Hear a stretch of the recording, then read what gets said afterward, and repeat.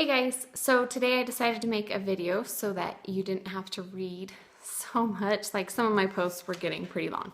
So today I just want to talk about what goes on in the challenge and how you participate. But first, your Shakeology. Make sure you are drinking it every single day.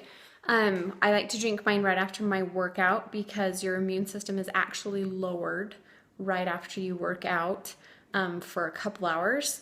A lot of people start to work out. My husband starts to work out and then he was always catching a cold, and we could never figure out how that was working or why that was happening, because you're supposedly healthier if you work out. So we read an article and it finally dawned on us that it's because your immune system is lowered. And so Shakeology is loaded with vitamin A and vitamin C. It has 100% of your daily value in it. So drinking that right after you work out can help keep your immune system up so that you're not susceptible to sicknesses. It has actually all of your daily vitamins. A lot of people stop taking their multivitamins when they drink Shakeology because of all the stuff in it. And then on top of that, all the superfoods that keep you healthy anyway. So that's my tidbit about drinking your Shakeology. I actually have mine right here.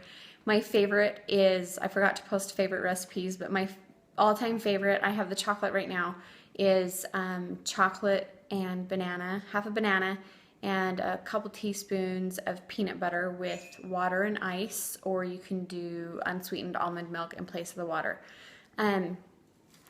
That is by far my favorite. Banana and just chocolate is really good too. We've done berries and chocolate. It's not as good because it's not as sweet, but it's still good. I recommend definitely adding ice and blending it. It makes it a whole lot smoother than just shaking it up. Okay, now for challenge prep. What you need to do before the challenge starts tomorrow, or you can do it right in the morning tomorrow when you wake up before you work out and all that, you need to take your measurements. I know you may not want to. A lot of this may seem like it's unnecessary, but it is actually crucial. You need to have your measurements so that you can see the inches lost. I lost more than twice the amount of inches than I did pounds because I was gaining muscle. Usually about 1 inch per 1 pound of fat. So make sure you're taking your measurements, because that will give you more of an indication of where you are than just what the scale says. So where I measure my neck. You'll be surprised at how much fat you have on your neck. I lost 1 inch just in my first round of 21-day fix. Shaved off some of my double chin. I was quite happy about that. Okay, so measure your neck. You need to measure your bust, and then you need to measure your natural waist, like when you do I'm a Little Teapot and you would bend over. That's where you need to measure. That's your natural waist. And then if you were to kick your legs straight out sideways, where it creases is where you need to measure on your hips. You need to measure the top of your thigh, close to your groin, and then you need to measure your calf. You need to measure your upper arm, kind of in between your shoulder and your bicep, and then you need to measure your wrist. I add in some extra measurements because I store fat in certain places, so I like to see how much I'm losing there. I like to measure right above my knee, and I measure, I also do my forearm. That didn't have a ton of difference, but anyway, so those are the places that you want to measure. Your neck, your bust, your natural waist, your hips, your thigh, your calf, your upper arm, and your wrist. So make sure you're measuring those. You can even put those in on the app that most of you guys I think you downloaded, the 21-day fit tracker or whatever it's called. So that has places, and make sure you're doing like both sides, right and left. Your right and left side will be different. Right side is usually bigger.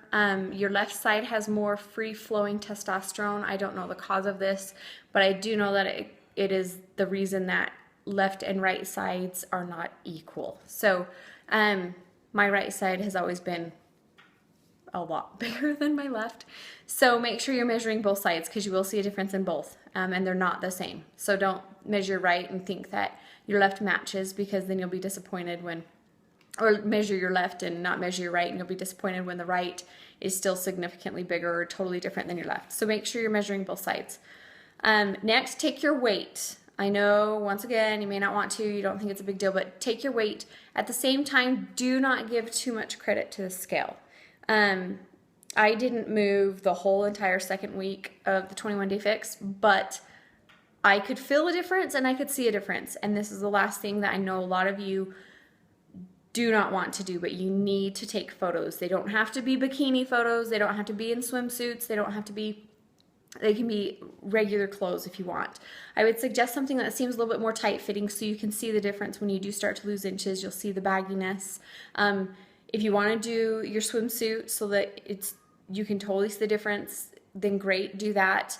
You don't have to post them. No one has to see them, but you will appreciate it, because that second week when I wasn't losing anything on the scale, I could go back and see the difference in the pictures. I took weekly pictures. You don't have to, but before and after at least. But I took weekly pictures and I could go back and there was a huge difference, even though the scale was not moving at all. So don't give too much weight into the scale, pun intended.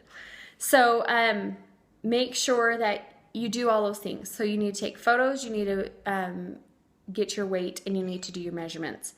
Your photos and your measurements are by far going to be more accurate as far as what you've lost rather than the scale. A couple years ago, I went to a nutritionist, and I'm actually about 5 pounds heavier right now at this moment, than I was when I went to him, and my measurements are all smaller. So that shows you how much muscle accounts for weight loss. So especially where you guys are working out and eating correctly with this plan, you can't get stuck on the scale number, because the weight is definitely, you're building muscle at the same time you're losing fat. So have you guys seen the difference between like 5 pounds of fat like fits in the palm of your hand, 5 pounds of muscle fits in the palm of your hand. 5 pounds of fat is just like a big old thing of 5 pounds of hamburger. Like, it's actually even bigger than that. It's really gross. So do not give too much weight into, like I said, the scale. Focus on your measurements and your photos. Do your photos and do them the first day. You can lose several pounds within the first couple days of doing this. So make sure you do them before you even start. Next, during the challenge, all you guys have to do is check in every day to the group.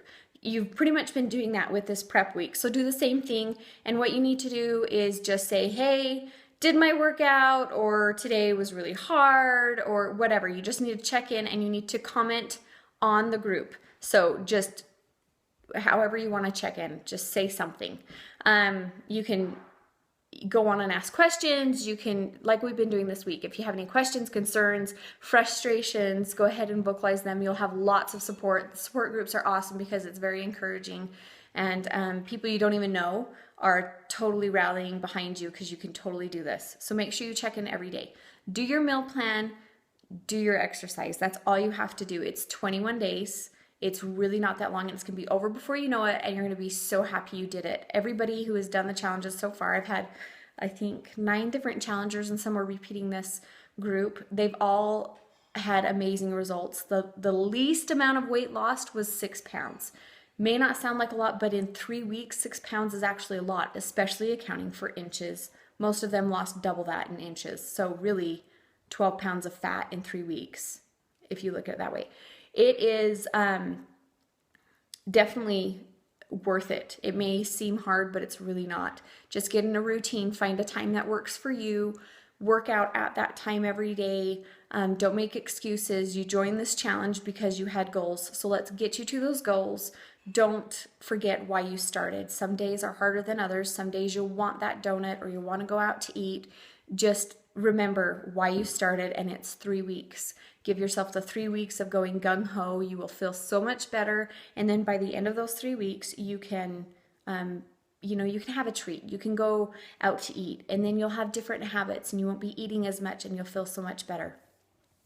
Drink your water. That is crucial when you're working out. You need to be able to have enough water to for when you're sweating, to get the toxins out of your body. Also, with Shakeology, it's so dense in nutrition that if you're not drinking enough water, or your body is not used to that much dense nutrition, it can kind of plug you up. So you need to make sure that you are definitely drinking enough water. If you do start to notice that you're kind of not being regular, message me. We have some ideas and tricks that can help your body get used to Shakeology and the dense nutrition. It's really easy. So anyway, now that this has been 10 minutes long, I will let you guys go. But yes, let me know if you have any questions, and I'm very excited. I can't wait to see everybody's results. I think we're going to have awesome results out of this group. You guys are already doing an awesome job at interacting. So yeah, keep it up, and we start this tomorrow.